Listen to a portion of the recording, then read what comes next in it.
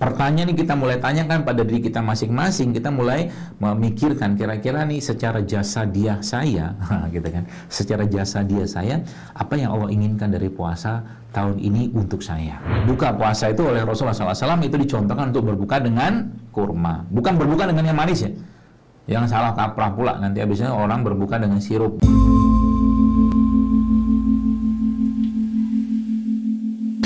Baik, bismillahirrahmanirrahim. Assalamualaikum warahmatullahi wabarakatuh. Alhamdulillah hamdan katsiran thayyiban mubarakan fi kama yuhibbu rabbuna wa yardha. Asyhadu an la ilaha illallah wahdahu la syarika lahu wa asyhadu anna Muhammadan abduhu wa rasuluhu la nabiyya ba'da. Qala Allah ta'ala fil Qur'anil Karim, a'udzubillahi minasyaitonir rajim. Ya ayyuhallazina amanu kutiba alaikumusiyam kama kutiba alal ladzina min qablikum la'allakum tattaqun ayyaman ma'dudat faman kana minkum maridan aw ala safarin fa'iddatun min ayyamin ukhra wa alal ladzina yutiqunahu fidyatun ta'amu miskin faman tatawa khairan fa huwa khairul lahu wa an tasumu khairul lakum in kuntum ta'lamun. Syahrul Ramadan allazi unzila fihi al-Qur'an hudan linnas wa bayyinatin minal huda wal furqan.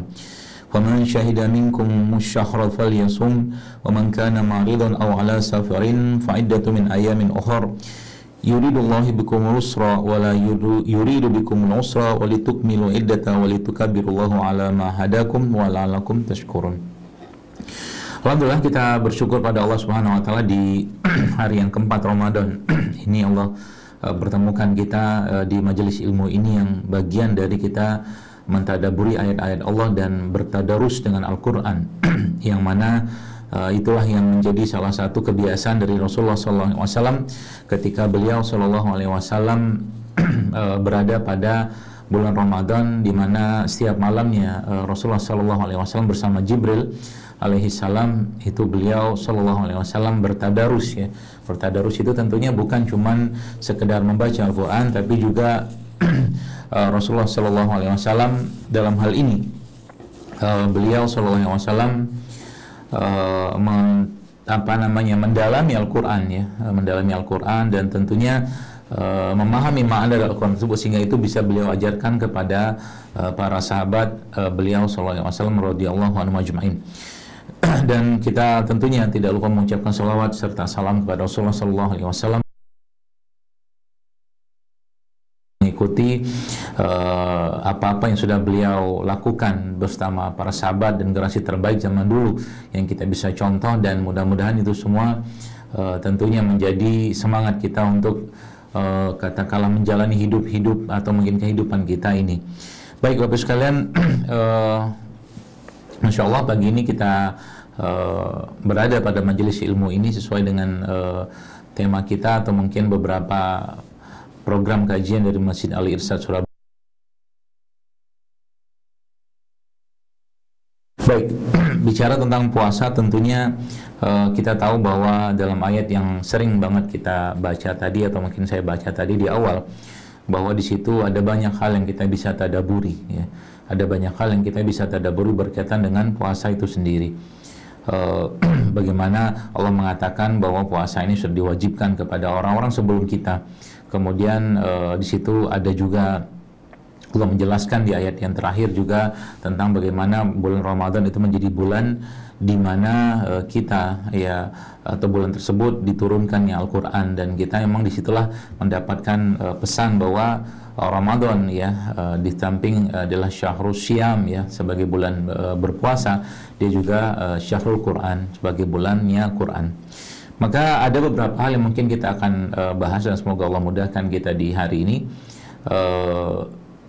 yang mana mungkin mudah-mudahan nanti dari situ kita bisa mendapatkan semangat besar dengan kehadiran puasa atau Ramadan ini, sehingga kita betul-betul bisa memaknai Ramadan tahun ini menjadi Ramadan yang lebih baik, lebih tentunya kita rasakan kehadirannya, atau mungkin bahasa yang saya tulis di Instagram saya adalah definisi dari Ramadan itu sendiri. Baik Bapak Ibu sekalian, kita mulai ya dari mungkin kita bertanya ya, kira-kira apa yang Allah inginkan dari Ramadan Ramadan ini ya, atau mungkin dari puasa ini. Kita tahu bahwa manusia yang sejatinya kita bukan cuma jasad saja, kita ada ruh, kita jiwa di sana, ada hati di sana ya, yang semuanya itu bisa bermasalah ya. Jadi mungkin kita tahu bahwa para ulama menyebutkan iman itu naik dan turun ya, iman itu naik dan turun. Maka naiknya iman tentunya dengan ketaatan, turunnya iman dengan maksiat atau dosa atau keburukan. Demikian juga dengan jasad. Jasad itu bisa melemah sistem imunnya. Jasad itu bisa melemah kekebalan tubuhnya. Jasad itu bisa bahkan melemah secara keseluruhannya. Juga pasti ada sebab ya. Maka kalau kita lihat sebenarnya ada satu poin atau mungkin satu katakanlah kalimat utama saya di sini yang saya pakai, di mana kita tahu bahwa selama mungkin 11 bulan di luar Ramadan ini itu subhanallah ya, mungkin kalau boleh saya katakan terbanyak sekali terjadinya proses oksidasi atau mungkin peradangan ya, oksidasi atau peradangan pada dua tempat ini ya, oksidasi atau peradangan pada dua tempat ini. Oksidasi itu apa sebenarnya? Oksidasi itu ya sesuatu yang menyebabkan lepasnya pasangan elektron-elektron ada pada tubuh kita ya. Jadi semua bagian tubuh kita ini itu pasti ada pasangan elektronnya. Jadi proses oksidasi itu menyebabkan dia terpisah gitu ya. Jadi dia cuma jadi satu sajalah seperti itu. Dan itu menjadi masalah. Jadi semua penyakit ya, penyakit fisik ya atau jasad ini itu bermula dari oksidasi ini sebenarnya.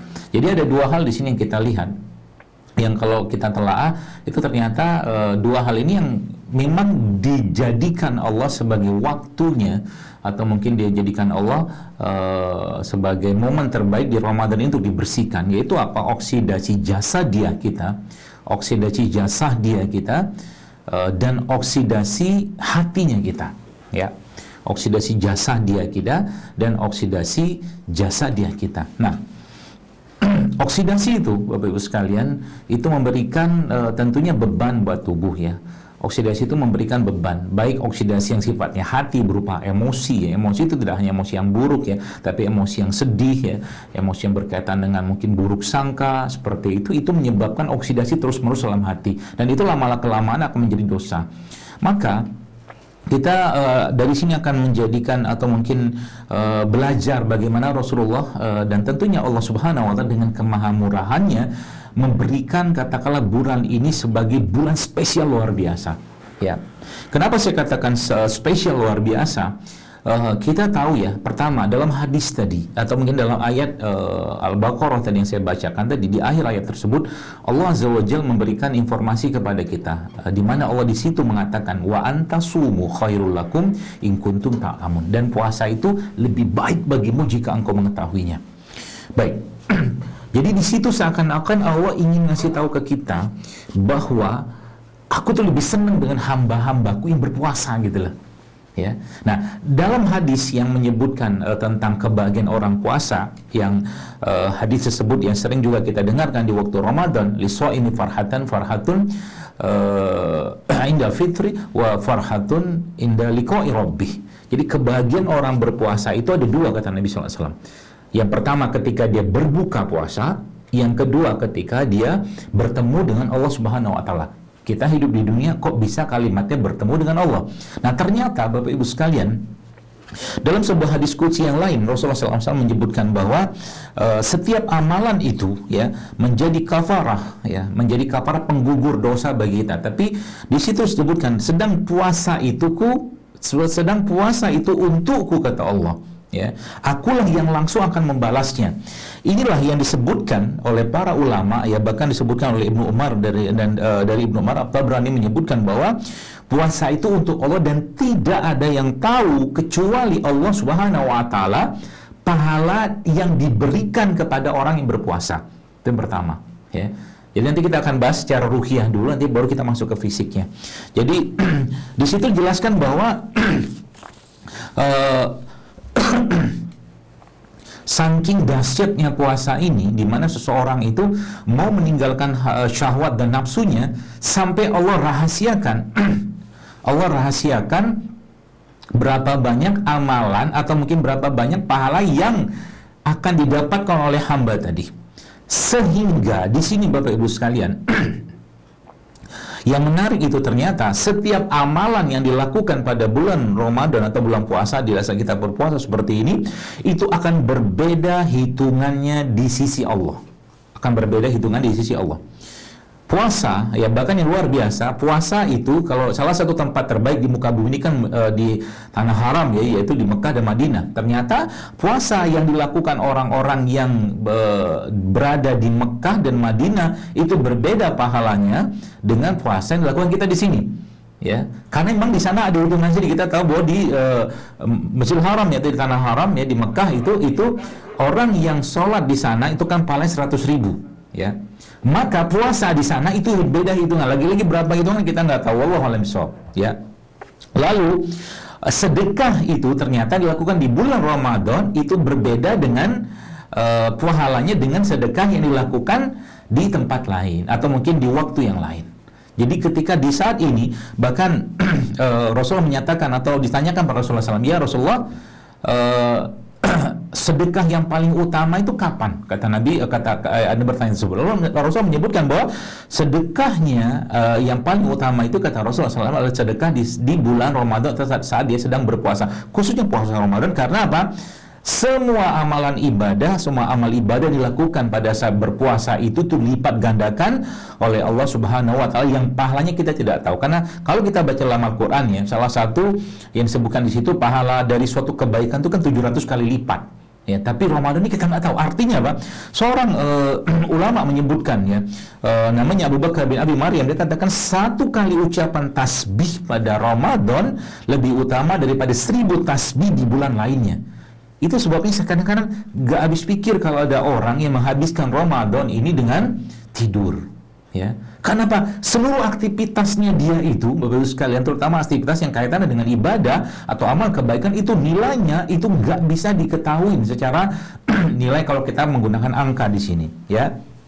Sehingga disitulah kita mendapatkan pelajaran lagi bahwa pahala puasa Ramadan itu memang beda dengan pahala puasa yang lain. Pahala puasa Ramadan beda dengan pahala puasa Ayyamul Bid, Senin Kamis ya, atau mungkin puasa Asyura atau puasa-puasa yang lain. Dan yang menarik lagi Bapak Ibu sekalian, itu menariknya apa? Saking dahsyatnya puasa atau puasa ini Bapak Ibu, itu maka ketika seseorang itu melakukan amal kebaikan, maka pahala amal tadi digunakan untuk menebus kezaliman yang dia lakukan atau kesalahan, tapi pahala puasa itu tidak habis, tidak gugur karena pemotongan atau sebab lain. Hadisnya di Marfu diriwayatkan oleh Imam Al-Hakim dari Ibnu Abbas. Jadi luar biasa ya, luar biasa dahsyatnya puasa ini yang Allah siapkan untuk kita. Maka tidak heran Bapak Ibu sekalian ya, kalimat yang Nabi sampaikan ya, kalimat yang Nabi sampaikan tentang orang berpuasa itu apa? Liso ini farhatan, bahwa orang yang puasa itu bahagianya ada dua gitu kan. Jadi Nabi nggak sebutkan keadaan orang yang berpuasa itu begini, nggak, tapi langsung diklaim di situ bahagia. Kenapa? Karena kita saking luar biasanya akan mendapatkan pahala yang begitu luar biasa besar dari Allah yang kita nggak tahu. Ibarat kata kita mau dikasih hadiah dan kita tahu hadiah ini bukan hadiah ecek-ecek gitu loh. Hadiah ini bukan hadiah sembarangan, hadiah ini bukan hadiah yang ya biasa-biasa aja, yang kecil-kecil, bukan gitu loh. Seperti itulah akhirnya kita merasakan kebahagiaan. Kenapa? Karena sang hamba tadi Bapak Ibu sekalian, sebagaimana kita lihat dalam beberapa riwayat para ulama ya, itu menyebutkan bahwa kenapa bisa kayak begitu? Karena apa? Karena memang ya tadi dijelaskan dalam hadis qudsi tadi bahwa puasa itu untukku. Kenapa? Karena dia mau meninggalkan nafsu syahwatnya untukku, kata Allah ya.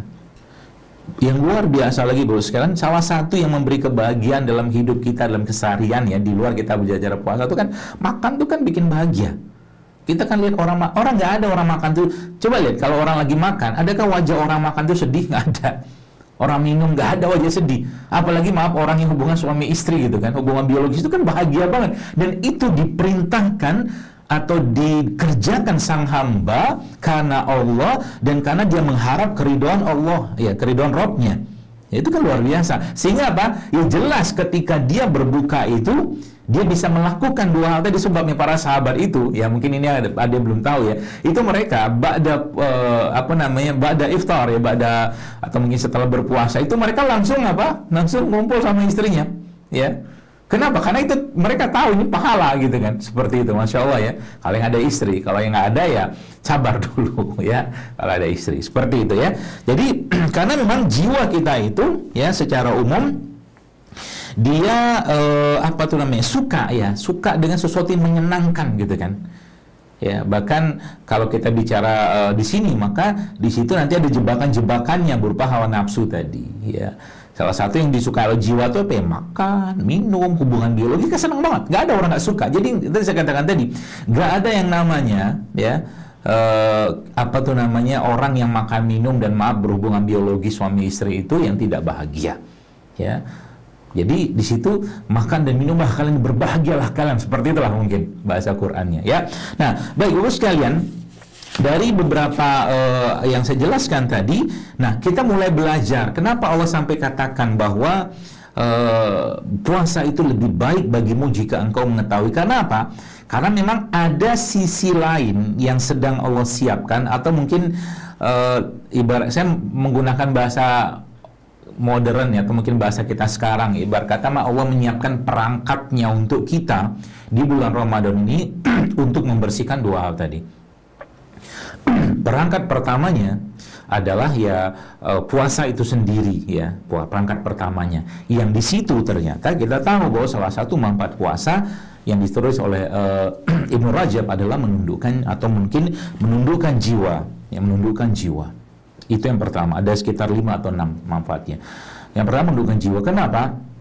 Karena jiwa itu ketika kita tahu bahwa salah satu yang menyebabkan lemahnya iman itu adalah banyak makan, banyak bicara.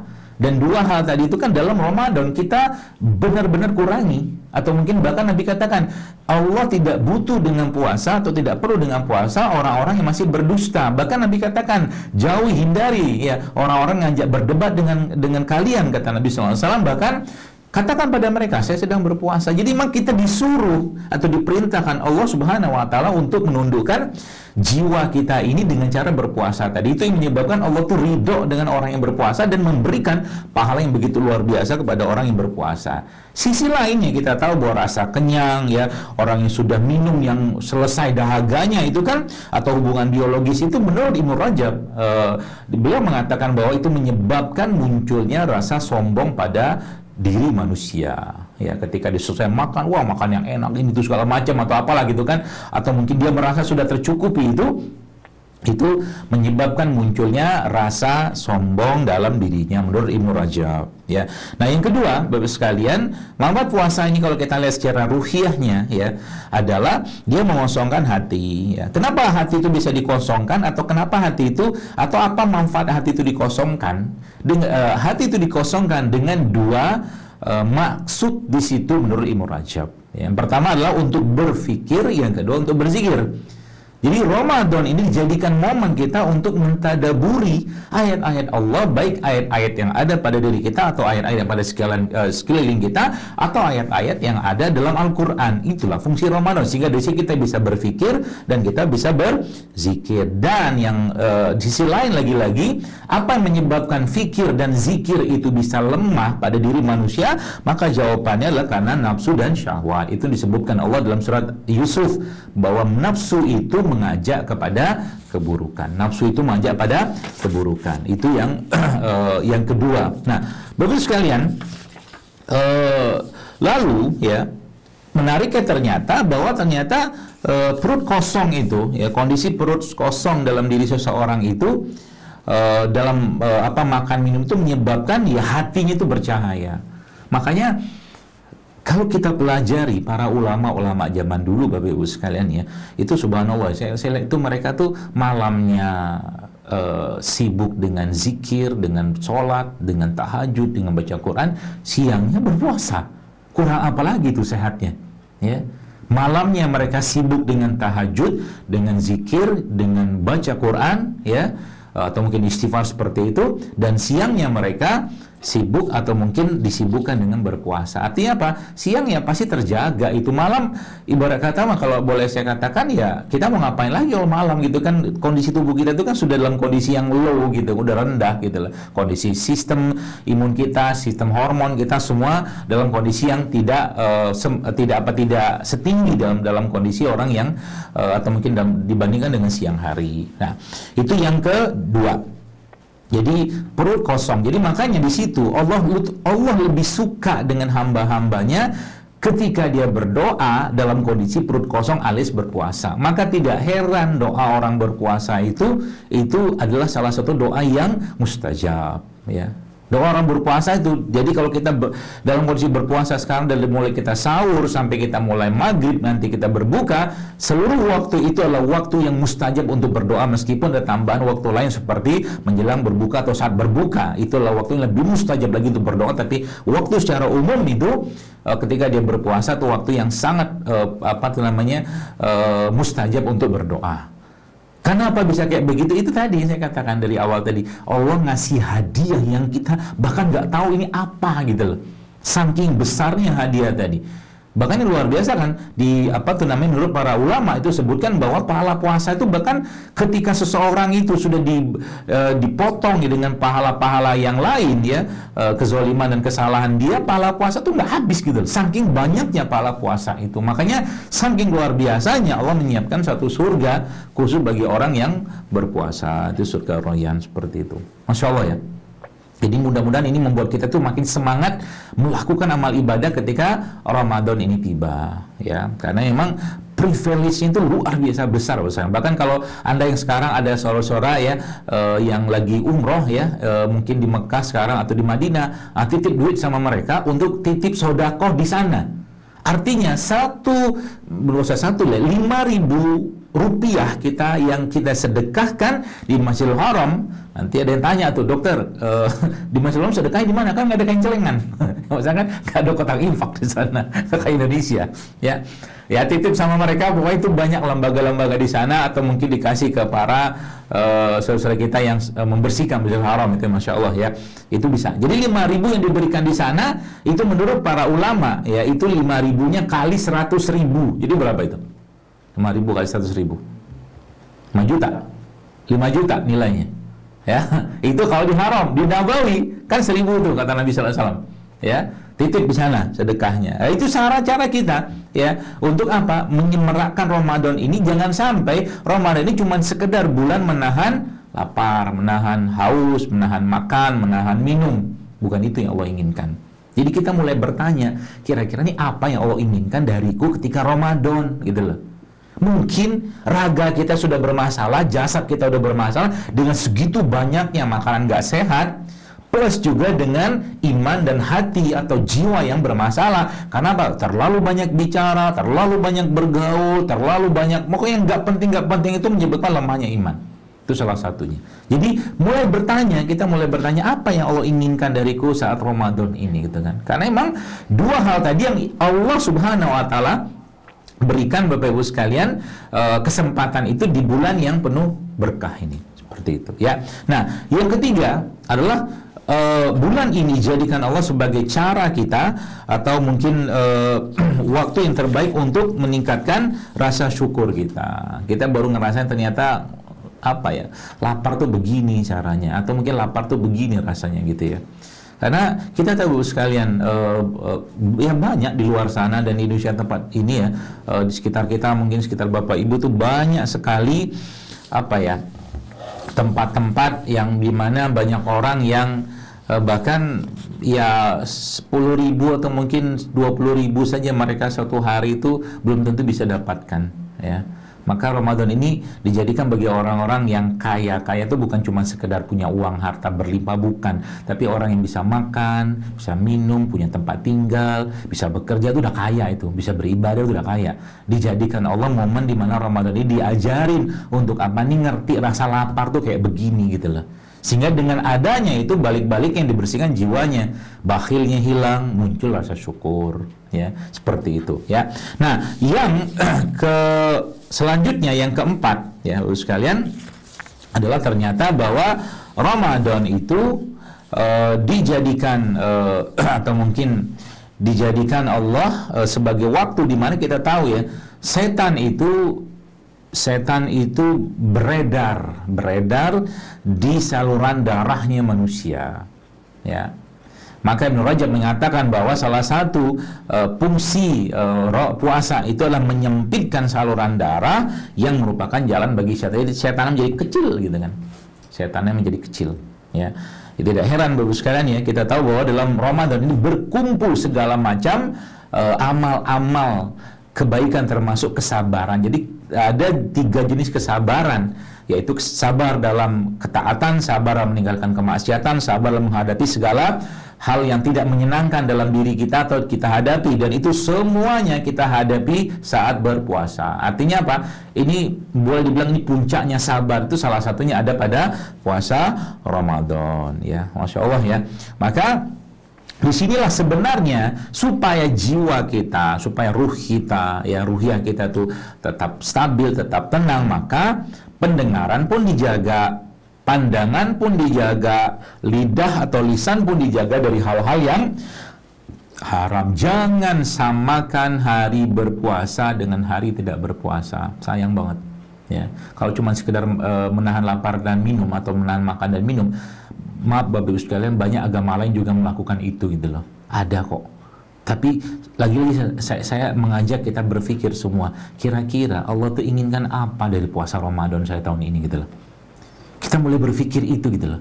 Jangan-jangan ada penyakit hati yang Allah ingin perbaiki, Allah ingin bersihkan dalam diri kita dengan Ramadan ini. Apa buktinya? Kita tahu bahwa Nabi SAW mengajarkan kepada kita semua bahwa ketika Ramadan itu, kedermawanan Rasulullah itu seperti angin berhembus. Maka jangan samakan kedermawanan Anda di Ramadan ini dengan di luar Ramadan, gitu loh. Itu saya katakan, jangan samakan hari berpuasa dengan hari tidak berpuasa. Artinya apa? Semua harus dinaikkan. Kenapa? Kedermawanan itu akan menghilangkan atau mengikis sifat bakhil dalam diri seseorang. Mungkin dia bertanya, dokter, apakah sifat bakhil itu bisa menimbulkan penyakit fisik? Bisa, jawaban saya. Bisa. Semua penyakit emosi itu, Bapak Ibu sekalian, itu bisa menimbulkan penyakit fisik. Ya, jadi hati-hati. Bakhil, pelit, gitu kan? Bisa.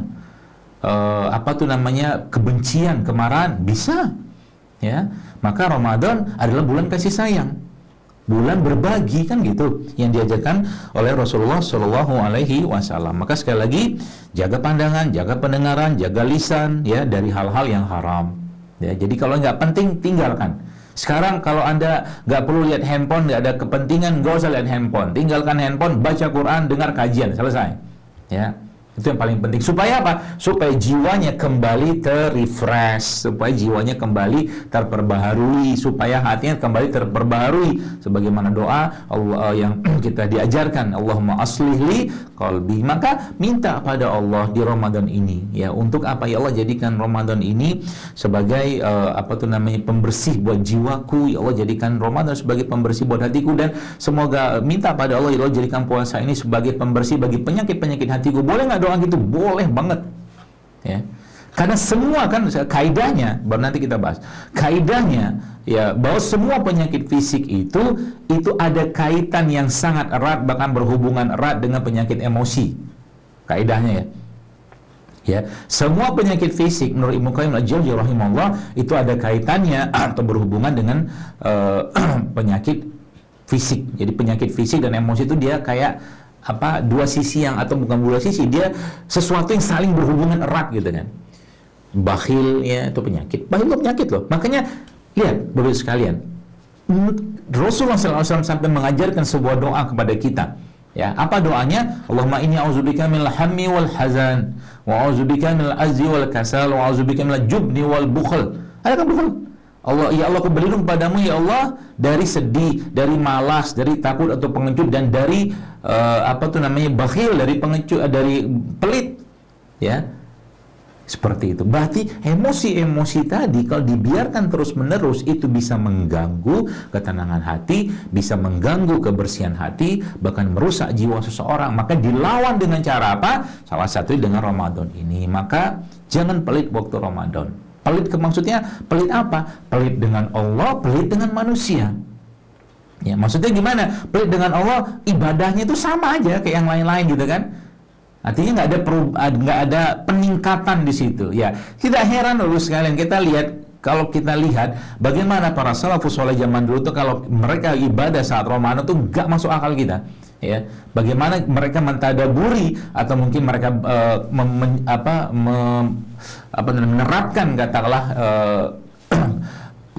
sabda Nabi SAW yang beliau SAW bertadarus dengan Jibril setiap malam itu sehingga seorang Imam Syafi'i bisa 60 kali dalam 1 bulan Ramadan dia khatam Quran. Ini sudah hari keempat.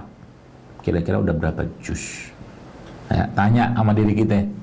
Ya, tanya sama diri kita, udah berapa ayat itu yang menyentuh jiwa kita? Udah berapa ayat Al-Quran tadi yang membuat kita tergetar jiwa kita dan penyakit-penyakit hati itu mulai hilang dalam diri kita. Itu yang paling utama. Ya, jadi itu manfaat Bapak Ibu sekalian dari puasa. Jadi ada beberapa yang saya sebutkan yang itu disebutkan oleh Ibnu Rajab dalam konteks manfaat berpuasa. Nah, artinya yang Allah inginkan dalam diri kita sekarang ya adalah dengan puasa ini dari sedikit pembahasan kita ini adalah apa? Adalah Allah ingin pembersihan jiwanya kita. Itu yang paling penting.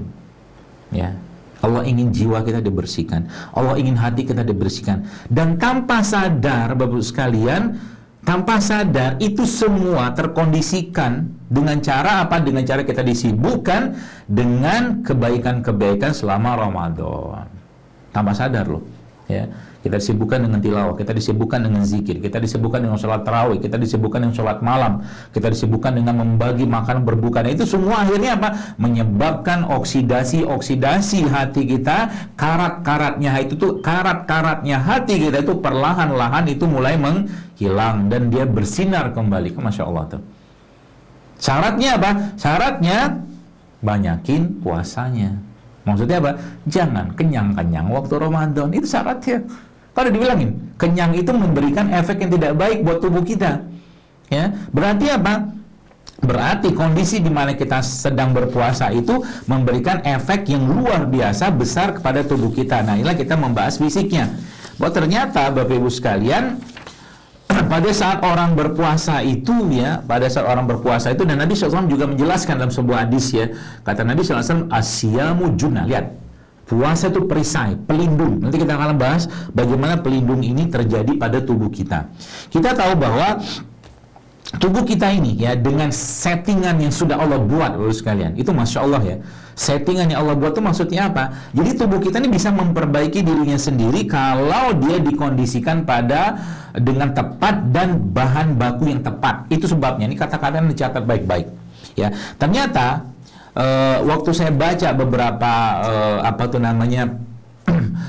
bukan penelitian tapi para ilmuwan menyebutkan bahwa ternyata fasting atau puasa itu kata mereka bahkan itu can weaken your immune system if you become nutrient deficient. Ya. Puasa itu kata mereka bisa melemahkan sistem kekebalan tubuh Anda kalau Anda di situ mengalami kekurangan gizi. Kekurangan gizi ini bukan kurang makan ya, tapi yang dimakan itu tidak memenuhi kaidah-kaidah gizi yang baik dan benar. Hati-hati ya. Terutama bagi yang para penggemar makanan-makanan yang berlimpah tepung, berlimpah minyak, berlimpah gula pasir di waktu Ramadan, maka bersiaplah fastingnya itu tidak memberikan efek secara kesehatan. Meskipun bukan itu yang kita cari, betul. Tapi sayanglah ya, udah dikasih waktu 30 hari ini luar biasa berlimpah waktu ini itu nggak dimanfaatkan ya. Nah, ternyata Bapak Ibu sekalian, para ulama ahli-ahli ilmu atau mungkin ilmuwan tadi menyebutkan bahwa itu ada satu kejadian atau mungkin kondisi tubuh kita yang tadi saya katakan ada perangkat dalam tubuh kita ini yang sudah Allah setting, dia bisa bekerja untuk membersihkan tubuh kita dalam kondisi seorang itu berpuasa. Perangkat itu atau kondisi itu dikenal sebagai namanya autofagi. Autofagi, ya. Jadi autofagi itu sudah disetting, sudah Allah berikan dalam tubuh kita, dan dia bisa teraktivasi kalau seandainya Kalau seandainya seseorang itu berada pada kondisi berpuasa, itu masih menarik, atau lapar. Jadi kayak mungkin Bapak Ibu yang pernah dulu nonton film, main game Pac-Man, gitu loh, Pac-Man. Tahu ya Pac-Man ya, yang edisi lama. Yang lahirnya lama-lama gitu, bisa tahu Pac-Man. Makan dia makan hantu-hantunya tuh. Nah, begitulah autofagi. Jadi autofagi itu dia sel-sel kita itu yang sehat, yang kuat itu dalam kondisi laparnya seseorang itu akan memakan sel-sel yang rusak. Dan autofagi ini Bapak Ibu sekalian adalah sebuah mekanisme pertahanan tubuh yang teraktivasi ketika seseorang itu berada pada kondisi ya tadi autofagi itu lapar atau puasa. Maka tidak heran orang yang berpuasa itu pasti meningkat sistem kekebalan tubuhnya. Orang berpuasa itu pasti meningkat sistem kekebalan tubuhnya. Itu yang pertama. Jadi seneng kan gitu kan. Ibarat kata mah instalasi tanda kutip yang Allah bekal dalam diri kita ini dengan berpuasa itu tiba-tiba teraktivasi semua tuh tuk gitu. Ya, makanya tidak heran ya, kenapa tadi kita mengambil judul ini, kenapa puasa itu lebih baik bagimu? Karena memang ya, dengan puasa itu sistem ini tiba-tiba on gitu, kebayang nggak? Ibarat kata mah, Anda punya rumah ya, rumah ini sekarang sedang dibersihkan, semua sistem atau mungkin semua saluran besar, kecil, sedang didatangkan para katakanlah pembersihnya atau mungkin cleaning service-nya yang paling handal, yang paling jago untuk membersihkan rumah tadi. Begitulah yang terjadi pada puasa yang terjadi dalam kondisi atau mungkin disebut dengan autofagi tadi itu. Kebayang ya? Pasti bersihlah rumahnya kan, Masya Allah kan? Saking dahsyatnya puasa itu. Nah, yang menarik lagi Bapak sekalian, ada beberapa jenis atau mungkin kita mengenal ada namanya antioksidan. Jadi oksidasi atau radikal bebas itu memang lawannya atau mungkin bukan lawannya, tapi itu bisa di counter, bisa dikendalikan ya, diperbaiki dengan namanya antioksidan. Dan autofagi itu dan atau puasa itu adalah salah satu mekanisme jalur antioksidan yang paling top yang ada pada diri kita. Dalam diri kita kan ada antioksidan endogen. Itu teraktivasi dengan puasa. Tidak heran kalau saya ditanya, berarti puasa ini adalah salah satu metode untuk membuat kinclowing. Kinclowing tapi kinclong and glowing. Ya. Kinclowing itu kinclong dan glowing sel-sel tubuh kita karena dia meningkatkan pembuatan atau produksi antioksidan yang ada pada tubuh kita. Itu ya, jadi itu yang kalimat yang Nabi itu. Jadi kalimatnya Allah kan, firman Allah kan, puasa itu lebih baik bagimu. Kalian Nabi, kalimat Nabi apa? Siyamu junnah, puasa itu perisai. Dan ternyata dengan kondisi adanya autofagi tadi itu juga mengaktifasi lagi satu apa tuh namanya gen ya dalam tubuh kita. Gen ini namanya gen sirtuin. Gen sirtuin ini berhubungan dengan life extension ya, atau mungkin perpanjangan sel-sel tubuh kita, atau mungkin life extension itu kehidupan kita tuh ibarat kata mah diperpanjang sama dia, meskipun kita tahu bahwa kita akan mati juga.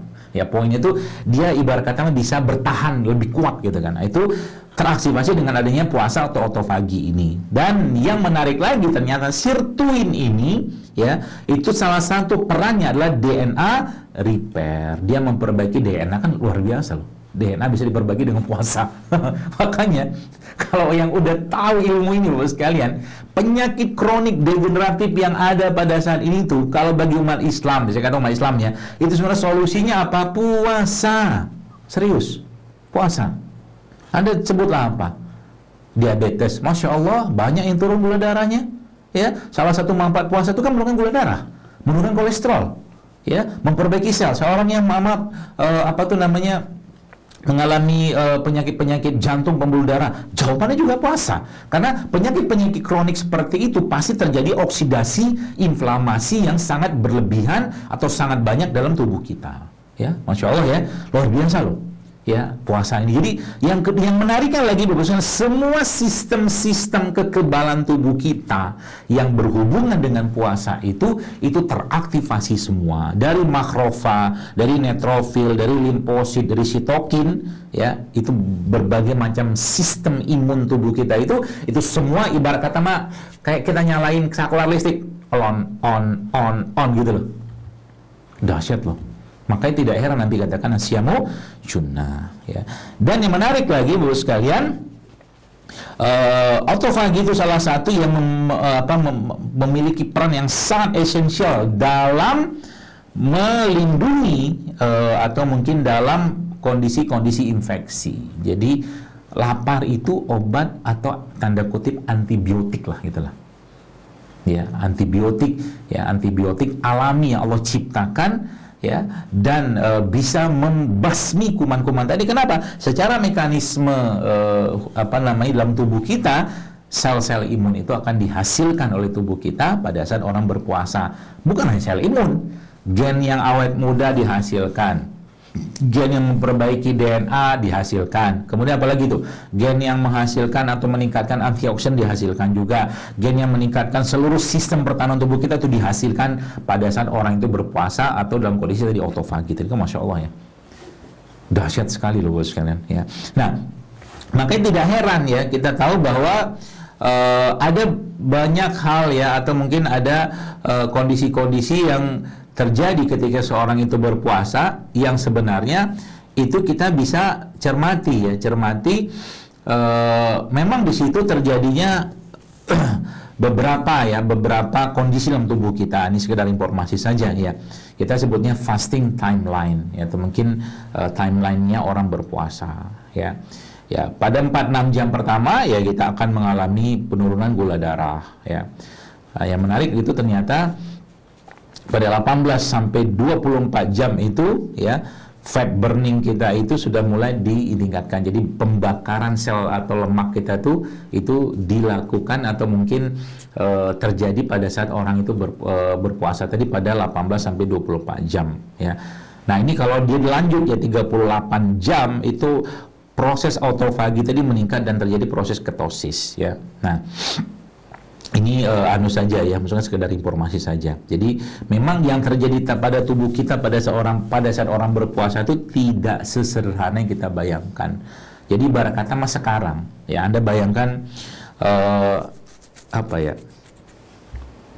ada rumah yang kotor.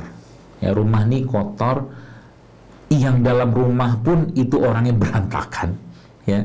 Isi rumahnya berantakan, saluran rumahnya pun berantakan, tempat rumah dalam rumah itu pun berdebu, banyak kotoran segala macam ya.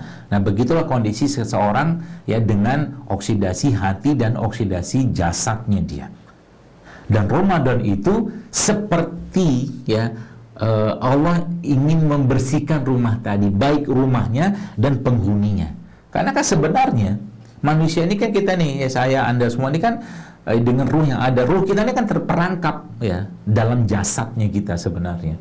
Ya, ketika ada sesuatu yang mengotori dirinya atau mengotori jasad kita, juga pada akhirnya, pada hakikatnya juga akan mengotori ruh kita. Orang yang berkata buruk, makan yang buruk, juga akan terkotori ruh tadi. Ya, seperti itu. Maka salah satu yang Allah inginkan ketika kita bicara saat Ramadan seperti ini adalah ya, Allah ingin rumah itu dibersihkan kembali. Allah ingin rumah itu diperbaiki kembali. Mungkin ada yang kotor-kotor di sana, mungkin ada yang kurang bersih di sana, yang punya rumah juga mungkin ngedumel-ngedumel. Itu salah media atau mungkin sarana yang Allah siapkan dalam hal ini adalah puasa Ramadan. Jadi Masya Allah ya. Jadi kita dengan mengetahui seperti ini Bapak sekalian ya, kita makin cinta gitu, makin cinta dengan puasa. Ya, makin cinta dengan puasa. Ya, kenapa harus makin cinta? Karena memang ini salah satu perangkat syariat yang paling mudah, paling murah yang Allah ciptakan atau Allah perintahkan kepada kita untuk membersihkan dua hal sekaligus loh. Yang pertama jasad kita dibersihkan, yang kedua hati kita atau kolbu kita atau jiwa kita dibersihkan dengan puasa ini. Makanya kan ada rulesnya ketika puasa itu. Nabi katakan apa? Allah tidak butuh puasa orang yang masih berdusta. Ya, Allah tidak butuh puasa orang-orang yang masih melakukan hal-hal yang buruk, nggak butuh. Itu cuma puasa level paling rendah, yaitu apa? Puasa hanya sekedar menahan lapar dan dahaga. Itu puasa paling rendah itu. Makanya puasanya dinaikin, ya, dengan cara apa? Semua organ-organ yang berpotensi menimbulkan masalah baik bagi jasad kita ataupun bagi hati atau jiwa kita, itu kita pageri semua dengan kondisi seorang itu berpuasa. Matanya dipagerin. Pagerin maksudnya apa? Jangan lihat hal-hal yang tidak penting. Dilawan setannya, ya, dilawan nafsunya. Lisannya kalau tidak perlu bicara, nggak usah bicara, ya. Kalau diajak hal-hal yang tidak penting atau ngomong tidak penting, tidak usah diladenin. Pendengarannya, ya, saya kira mungkin udah saatnya lah kita jangan mendengarkan hal-hal lain di luar hal yang bisa meningkatkan iman kita selama Ramadan ini. Apa meningkatkan iman kita? Ya Al-Quran. Ya, kalau nggak mungkin tadarus Al-Quran tadi dengan kajian-kajian, ya, seperti itu. Ya, lisan dijaga, pendengaran dijaga, mata dijaga. Maka puasa kita akan menjadi puasa yang paling terbaik. Kenapa? Itu juga bukan puasa sekedar puasa jasa dia, tapi puasa ruhiyah, ya, atau jiwanya pun dia kendalikan sehingga, ya, la'allakum tatakun, rumah bersihnya itu betul-betul kita rasakan. Jika kita bahagia, tiap hari itu bahagia terus. Kenapa? Alhamdulillah alhamdulillah hari ini nggak makan gitu. Kenapa? Makan itu kan makan, sadar tidak sadar, Bapak sekalian, itu banyak sekali potensi untuk iblis masuk mengganggu kita di sana. Makan itu, ya. Bahkan itu makanan sehat sekalipun, ya. Maka dalam Islam, ya, panduan-panduan tentang makanan itu tuh sangat-sangat detail, sangat-sangat banyak, ya. Masya Allah, ya. Jadi dan ini salah satu yang membuat kita senang tuh, ya, tadi, ya, kita bisa lebih fokus dengan aktivitas untuk memberi makanan untuk ruhnya kita atau iman kita atau jiwanya kita, ya, daripada kita sibuk dengan urusan untuk memberikan katakanlah makanan untuk jasadnya kita, ya. Masya Allah, ya. Jadi itu salah satu yang kita bisa ambil, ya, faidah dari puasa Ramadan ini, ya. Dan sekarang kan banyak sekali, Bapak sekalian, sebenarnya beberapa tipe-tipe. Jadi mereka di dunia barat itu, kalau boleh sekedar saya share sedikit, ada banyak beberapa tipe-tipe puasanya mereka, ya. Ini sekedar ilmu saja, tapi Islam yang terbaik, kita harus pahami itu, ya. Di dunia ada puasa intermittent fasting bahasa mereka tuh, ada 16 jam itu mereka berpuasa, 8 jam itu waktu makannya, atau one meal a day. One meal a day ini sebenarnya salah satu bentuk puasa yang paling baik, ya. Ya, kenapa? Karena itu 22 sampai 23 jam tubuhnya berpuasa atau dipuasakan. Pernah saya tuliskan, kita kan kurang lebih kayak begitu waktu kita itu. Kita itu boleh dibilang, ya, waktu makan kita, ya, antara waktu makan kita dengan waktu berpuasa kita itu kan adalah lebih sedikit lah waktu makan kita daripada waktu berpuasa kita, ya. Waktu makan kita hanya di sahur sama waktu makan kita waktu di berbuka atau sedikit waktu tarawih. Itu kalau dihitung-hitung paling sejam. Ya, artinya tubuh kita tuh lebih banyak, lebih dominannya kalau nggak istirahat malam, ya, mungkin habis tarawih kan istirahat sebentar, ya, nanti malam bangun lagi, itu kan puasa sebenarnya. Tidur kita itu kan puasa. Tidur kita itu, Bapak Ibu sekalian, sebenarnya caranya Allah untuk mereparasi sel-sel tubuh kita yang bermasalah. Makanya dalam Islam itu nggak ada ceritanya orang itu mau sehat kalau tidurnya nggak benar, kecuali di Ramadan ini. Kita sekarang mulailah lelah untuk lillah. Jadi begadang yang dibolehkan tuh begadangnya untuk menaklukkan jiwa, ya, atau mempelajari ilmu termasuk beribadah tuh boleh-boleh saja, ya. Beberapa ulama pernah melakukan seperti itu. Jadi makanya Ramadan ini berlelah-lelahlah untuk Allah atau lelahlah asal lillah gitulah. Dan yang paling penting lagi, jadikan Ramadan ini sebagai waktu atau ruangan-ruangan yang kita siapkan lebih banyak lagi untuk bicara dengan Allah atau berdialog dengan Allah. Itulah sebenarnya diinginkan Allah di Ramadan, ya. Berikanlah ruang-ruang yang lebih banyak lagi, ya. Berikanlah ruang-ruang yang lebih banyak lagi yang kita siapkan di Ramadan ini untuk kita berdialog dengan Allah. Maksudnya apa? Maksudnya itu kita lebih banyak lagi mentadaburi ayat-ayat Allah dalam Al-Quran, ya, mungkin baca tafsirnya, mengikuti kajiannya, ya, atau mungkin dalam bentuk doa kita, dalam bentuk zikir kita, sehingga hati itu terus ya tertambat atau terpaut dengan Allah. Itulah yang sebenarnya Allah inginkan di Ramadan. Makanya kalimatnya lebih baik puasa bagimu. Sebab apa? Tidak mungkin orang bisa meneteskan air mata, tidak mungkin bisa bergetar hatinya dalam kondisi perutnya kekenyangan. Nggak mungkin, Pak, Bu, ya, nggak mungkin. Pernahkah Anda melihat orang yang habis makan gitu kan, makan banyak gitu kan, kenyang dia, ya, sampai nafas pun susah, habis itu dia nangis gitu kan, nangis karena membaca ayat-ayat apa? Kayaknya nggak mungkin. Itu akan sulit kita dapatkan. Mungkin dia bisa nangis kalau ada orang yang gebukin dia kesakitan, itu lain cerita. Ya, tapi yang saya maksud sini, tidak akan bisa hati itu merasakan kedekatan dengan Robnya dalam kondisi yang optimal dan maksimal kecuali dalam kondisi yang berpuasa. Sama juga dengan jasad.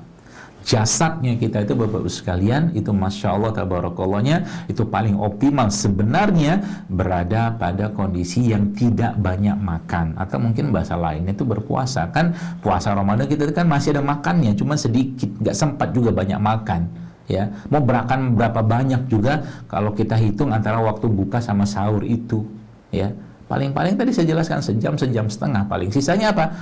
Ya beri aktivitas ibadah, ya. Ada yang bekerja, silakan bekerja. Malam hari kita tarawih, ya, mungkin baca Quran, tidur sebentar, malam bangun lagi, kemudian aktivitas lagi sampai ke sahur, ya. Maka di sahur itu kan kita diberi waktu lagi, keistimewaan lagi oleh Allah Subhanahu wa Ta'ala untuk apa? Memperbanyak ibadah di waktu malam, karena itu waktu-waktu yang terbaik untuk jiwa itu berdialog dengan Rabb-nya.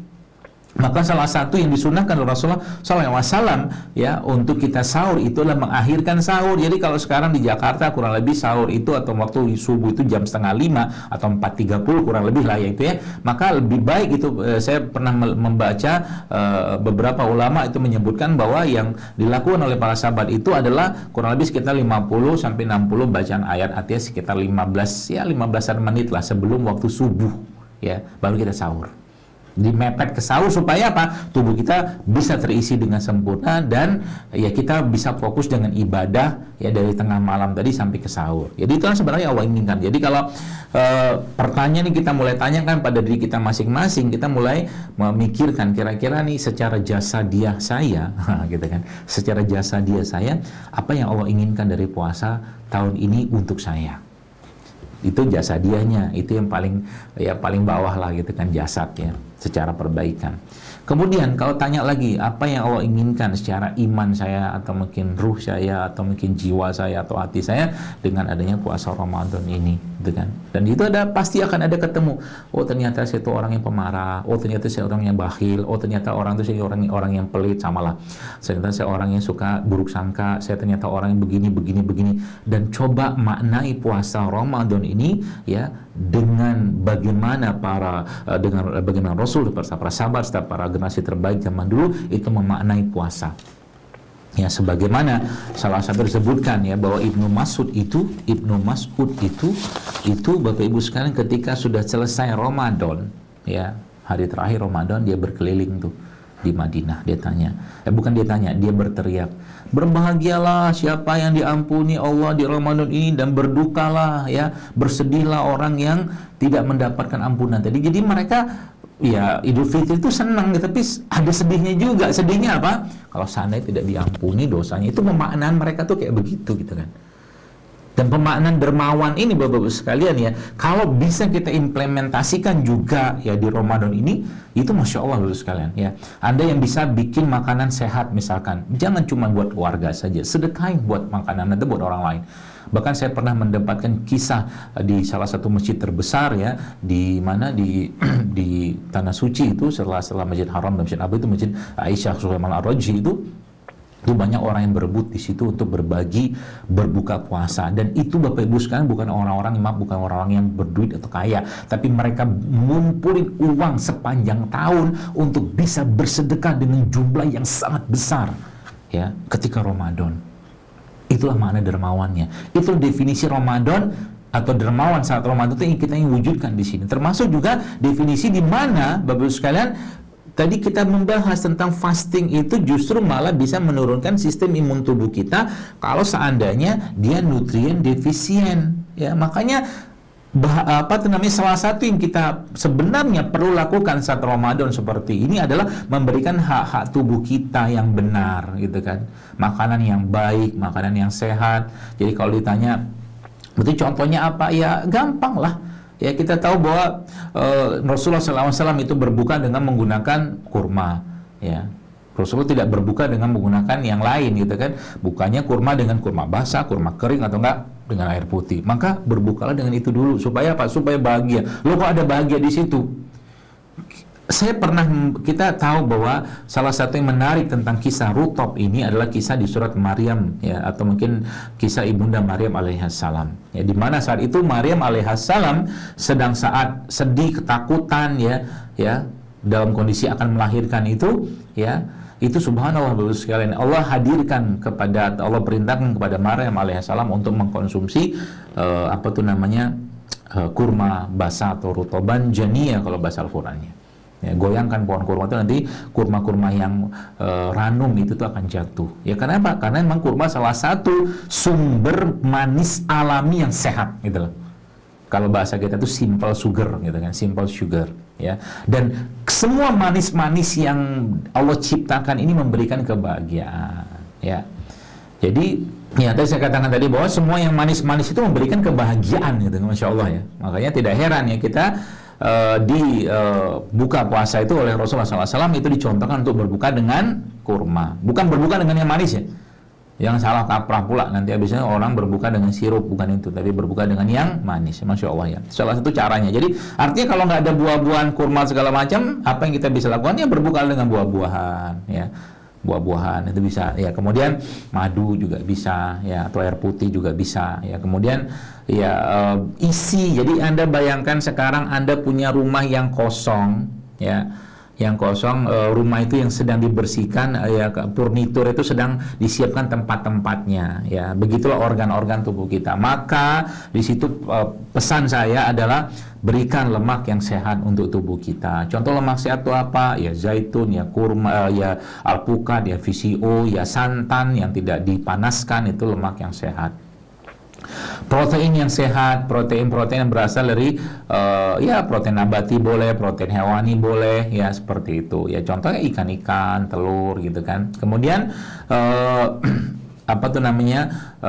karbohidrat yang sehat, ya dari apa? Dari buah-buahan. Maka Ramadan ini sebagaimana kita tahu bahwa salah satu atau banyak sekali ayat yang membahas tentang kebahagiaan atau makanannya para penghuni surga. Yang kita tahu orang penghuni surga itu kan bahagia semua, itu adalah buah-buahan. Maka Ramadan sebenarnya sejatinya adalah Ramadan ini sejatinya adalah bulan buah-buahan, ya, bulan buah-buahan. Anda mulai memperbanyak mengkonsumsi buah-buahan yang merupakan sumber antioksidan di Ramadan ini, ya. Tapi tetap kaidahnya, ya, puasa itu lebih baik, artinya jangan berlebihan, hatta itu makanan sehat juga, ya. Biarkan tubuh kita tuh merasakan dekatnya dengan Robnya dalam kondisi kita sedang berpuasa. Dan saat yang terbaik yang kita bisa memang rasakan kedekatan dengan Rob kita dalam kondisi berpuasa. Coba deh, Bapak Ibu sekalian, coba mulai renunginya. Ramadan ini gampang sekali loh kita nangis kalau kita betul-betul membaca ayat Allah. Ramadan itu gampang sekali kita menangis dan memikirkan diri kita, ya, tentang hisab, tentang ini amal diterima atau tidak, ya, dan akhirnya kita ingat Allah, mohon ampun sama Allah dalam kondisi lapar itu, masya Allah. Apalagi kita baca Quran. Makanya baca Quran itu ya jangan cepat-cepat. Tarawih juga jangan cepat-cepat, gitu kan. Maknai tarawih tadi, gitu kan. Biarlah katakanlah 11 rakaat tapi 1 jam, itu tidak masalah, ya. Tapi kita memaknai, merasakan, ya Allah. Syaratnya supaya tarawihnya tidak berat tadi, jangan banyak makan waktu bukanya, baik waktu maghrib atau habis maghrib, gitu loh. Karena banyak orang kira berat badan, gitu. Akhirnya ngantuk. Ya waktu maghrib ngantuk, sholat ngantuk, isya ngantuk, tarawih ngantuk. Malam pun katakanlah habis itu pengen lagi makan. Jadi nggak dikendalikan hawa nafsu. Sampai kapan kita menjadikan nafsu kita itu sebagai tuannya kita, padahal dia justru budaknya kita, ya. Kalau saya biasanya, salah satu tipsnya saya itu, kalau saya pengen sesuatu tuh, ya itu kan sebagian besar kan nafsu, gitu kan, pengen sesuatu. Saya nggak langsung mau makan, saya saya tahan dulu gitu kan. Sampai tidak ada lagi rasa keinginan itu, barulah saya makan. Itu datar nafsunya. Nah, itu udah aman kita, ya. Makanya ada satu dokter Umar Faruk, dia pernah mengatakan bahwa lapar itu adalah elemen kedisiplinan pertama dalam diri kita. Kalau Anda bisa mengontrol lapar, Anda bisa mengontrol yang lain, kata Dr. Umar Faruk tadi. Makanya Ramadan tadi ya, puasa itu kan lapar sebenarnya. Makanya Allah lebih cinta orang yang lapar. Itu maksudnya. Ya, lapar itu akan menenangkan jiwa, membersihkan hati.